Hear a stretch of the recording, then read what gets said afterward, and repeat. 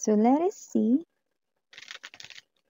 what do we have here for you guys in yung energy. I just saw the Hermit and the Page of Swords while shuffling.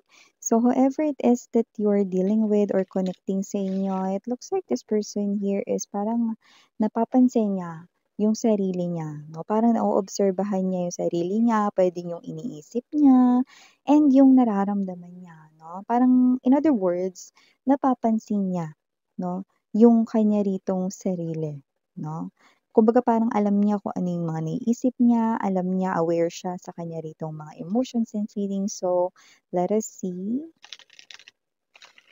ano ito and ano namang kinalaman mo doon. Yan, no? So, yan ang ating aalamin.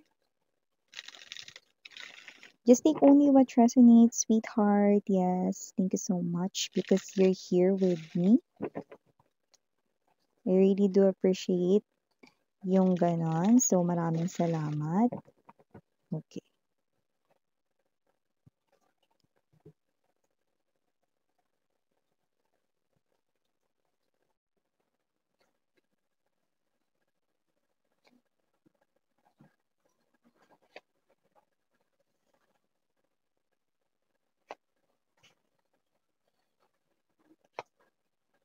Oh. So, meron ditong someone, no, kunyari, feeling unbothered, yan, no. Paanong feeling unbothered, miss yan? Kunyari, feeling hindi affected. Feeling kaya niya 'to, yan 'no, gano'ng klase ng energy parang kaya ko 'to, yan 'no.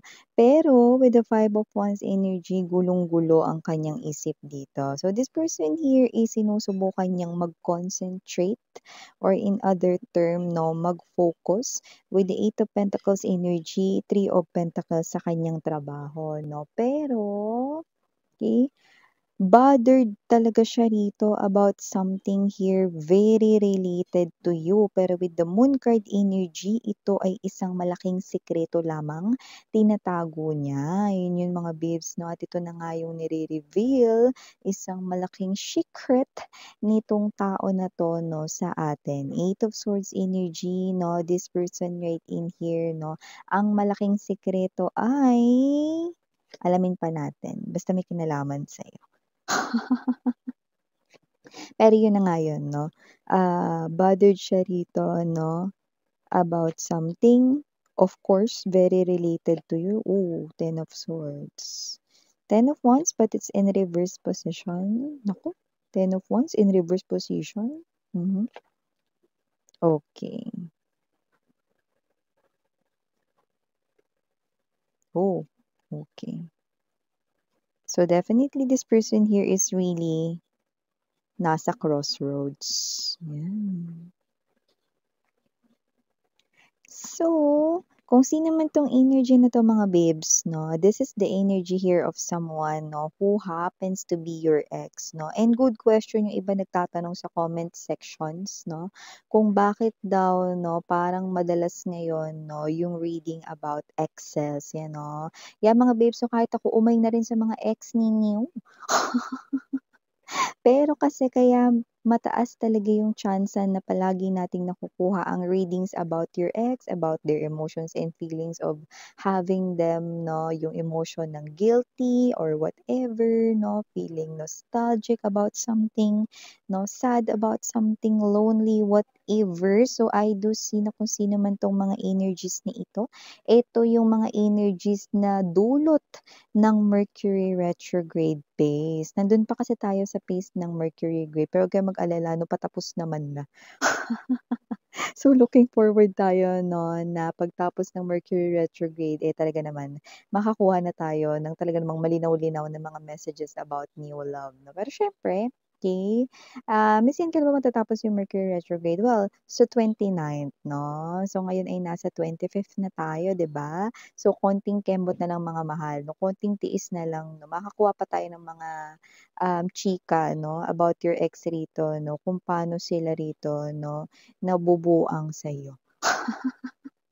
Kakaisip sa'yo 'no. So, may mga ilang araw pa tayo mga babes sa pagninilayan niyan. Pero yun nga 'no, just take only what resonates. And yes, thank you so much sa aking mga walang sawang istambayers diyan, patuloy na walang kasawa-sawang nakikinig at sumusubaybay. Hi and hello there sa aking mga istambayers. Thank you so much. I love you guys. And sa ating mga new viewers 'no, maraming salamat 'no at nandito kayo. Welcome po. Ako po si Yan. Tuloy po kayo dito at siyempre reminders na meron pa tayo rito 'no, na other channel kung gusto ninyong chumika rin dun 'no, ang link niyan down below lang sa ating description box. So, puwede kayong magparoon at magparito 'no, sa kung saan ninyo trip, okey. Araw-araw nag-a-upload din tayo dun sa channel na 'yan. Okey, at siyempre tandaan ninyo wala po tayo ditong gender, so babae, lalaki, LGBT lahat ay welcome. Puwede rin pong i-switch ang mga roles dahil possible talaga magkapalit-palit po iyan kasi general reading po ito. And at the end of the day, lahat po ay may free will na free mong gamitin anytime, anywhere. Siyempre mga babes, wala po tayo dito no, na time period. So timeless yun. Ibig sabihin, pwedeng nangyari na to some of you. Sa iba naman sa inyo ay pwedeng nangyayari na po ngayon sa present moment or kasalukuyang panahon. At sa iba ay mangyayari pa lamang like a prediction sa inyong hinaharap or future. So nakita natin dito someone here, no, isang malaki ditong secret or sekreto niya rito 'no, Pimi, ang malaki niyang Pimi 'no, sa Korean ay ibig sabihin nun, ay secret. So, ang malaki niya ritong sekreto ay being revealed to us 'no.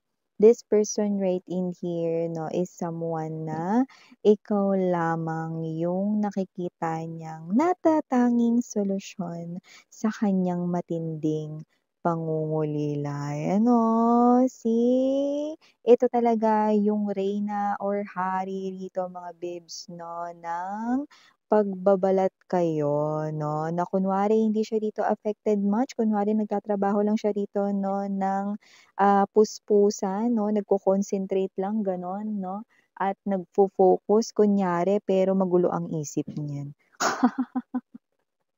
Ang laman ng isip niyan 'no, ay puro ikaw 'no, ang lahat ng mga tungkol sa'yo rito ay ang laman ng isip niya 'no, kaya nagpapanggap lang siya rito na nakatingin sa kanya ritong computer or nagfo-focus sa kanyang sinusulat about his or her work or about his or her business 'no. So, whatever the case may be, this person here is sinusubukan niya, tina-try niya na huwag pansinin yung mga naiisip niya about you guys, samut-sari 'no, na naiisip niya about you guys, memories, moments 'no, happy memories 'no, pati na rin yung mga sad memories ninyo rito 'no. So, I do see that this person right in here 'no, kung titingnan natin ang laman ng kanyang mga memorya rito about you guys 'no, ang pinaka-naiisip niya sa kasalukuyan na panahon or present time 'no, is yung mga memories rito 'no, nung tinulungan mo siya 'no, yung hindi ka rito nag-give up 'no, yung hindi ka rito, sumuko 'no, natulungan siyang iangat or iahon sa kanyang problema, 'yan 'no. 'Di ba dati nung naging kayo 'no, siyempre may mga problema kayong pinagdadaanan personally 'no, and mukhang nandodo'n ka 'no, you never failed to be there right beside him or her during those times, isn't it? At yun yung pinaka-naaalala niya ngayon, yun yung gumugulo sa kanyang isipan na parang, "Ay naku, alalahanin mo nung mga oras na tinulungan ka ni Collective."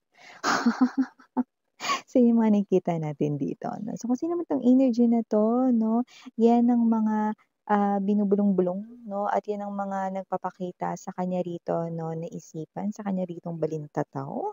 So, kung sino man 'tong energy na 'to, yun ang malaki niyang sikreto. Kunwari hindi siya rito affected much or feeling unbothered, kunwari sa'yo, pero supa bothered pala. Yun lang, 'di ba? So yes, definitely this person here is nagbabalat kayo lang kunyari 'no, siya ay nagfo-focus lang at maraming ginagawa na work na pero yung iba puwedeng matagal na nilang natapos yung mga trabaho nila, yung mga pending works nila, yung mga pending job nila, yung mga pending tasks 'no. Kasi nga wala sila ditong ibang ano, pinagpupukusan na gawin, kundi yun lang, natapos na nila yun, pero hindi ka pa rin mawala sa isipan nila rito, so ano na, 'di ba? Wala na silang ibang gagawin, 'di ba? So kunwari na lang yun na nakatingin sila rito sa kanilang mga computer, desktop 'no, or kung ano man 'tong ginagamit nila dito or ginagawa nila. Kunwari tingin-tingin ng mga files 'no, tingin-tingin ng mga documents na mga ganyan, yun naman pala na ikaw pala yung laman ng isipan niya rito. 'Di ba, yung parang gawain sa school 'no, kunwari nakikinig sa teacher 'no, nakatulala pero iba yung iniisip uwian. 'Di ba mga gano'n?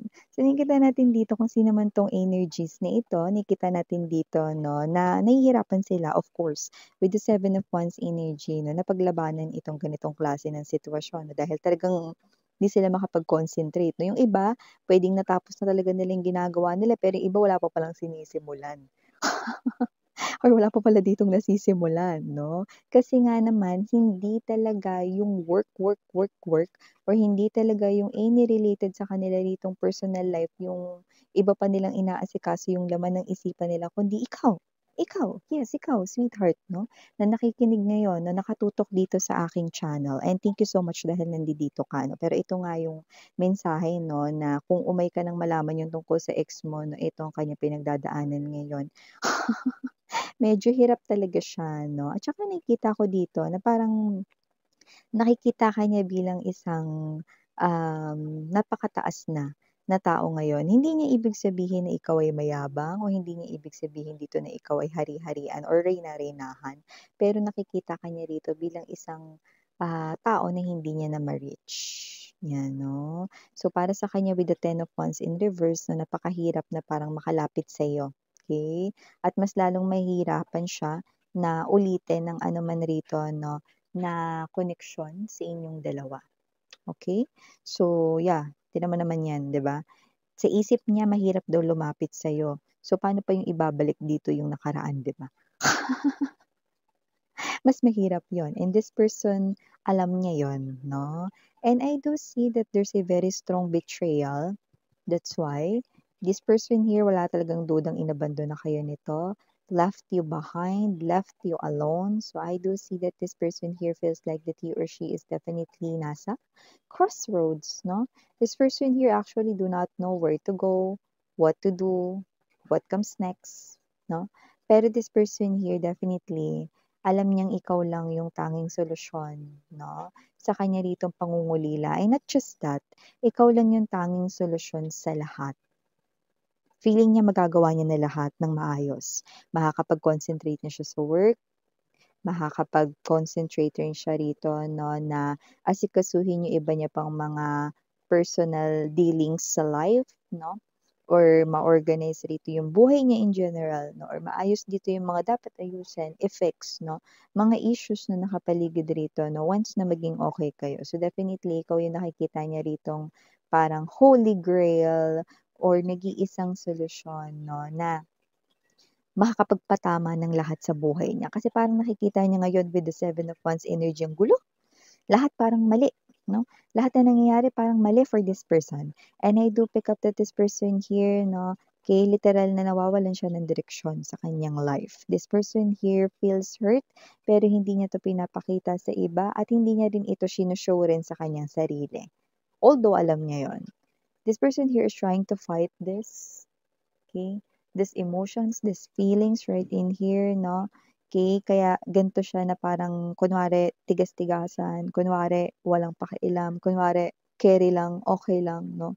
Pero alam niya 'no, na ikaw lamang yung tanging solusyon para maiayos niya rito ang lahat-lahat sa kanyang buhay 'no. Kung tatanungin ninyo ako kung may paggalaw ba rito ng baso or kung meron ba ritong paggawa ng bold movements or actions coming from this person? Well, sa nakikita ko sa kanyang thoughts dito, mas tingin ko mas gagawin niya pa rin itong pagbabalat kayo niya rito, pagmamatigas, feeling unbothered kahit super bothered naman. Pero patuloy niya pa rin kayo ritong iisipin. You are stuck into this person's mind thoughts, no? And not just that, feelings, no? I definitely deeply involved into this person's energy. May feelings, mahal ka nito. This person here wants to go back to you pero ang hirap na nga lumapit sa'yo, di mas lalo pang mahirap na makipag-usap sa'yo, na makipagbalikan, Wheel of Fortune energy sa'yo. So in other words, nasosyokot siya sa'yo.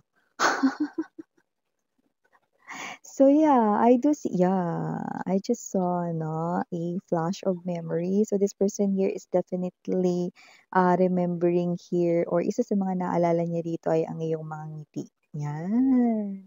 Sa iyong ngiti. Siya'y nahuhumaling. Pero dahil hindi ko na nga nakita ang energy niyo rito mga babes 'no, lalo na yung mga umay diyan. Siguro dati gusto niyo yung mga ngiti niya 'no, siguro kinikilig kayo sa mga ngiti niya dati 'no, tapos kayo ito 'no, na nagba-blush pagka nakikita niyo siyang nakangiti 'no. Pero ngayon puwedeng nai-imagine niyo 'no, yung ngiti niya pero yung nararamdaman niyo rito yung parang nanonood kayo ng horror or suspense movies 'no, yun yung nararamdaman niyo rito. Parang feeling niyo nasa Halloween pa rin kayo. 'Di ba? So, I think you've already moved on. I do not really see your energy here, like hindi ko na rin makita kahit sa ilalim ng mesa ko rito. So, definitely this is the person right in here 'no, your ex 'no, I all feeling this 'no, ikaw lamang ang tanging solusyon sa kanyang pangungulila at iba niya pang mga problema sa life. So, for the initials right in here, yes, we do have, but I'm only picking up 3. We have A, E, and P. So yeah, these are all the messages again. I'm your Yana Ani, Sarang Love and Light. Annyeong.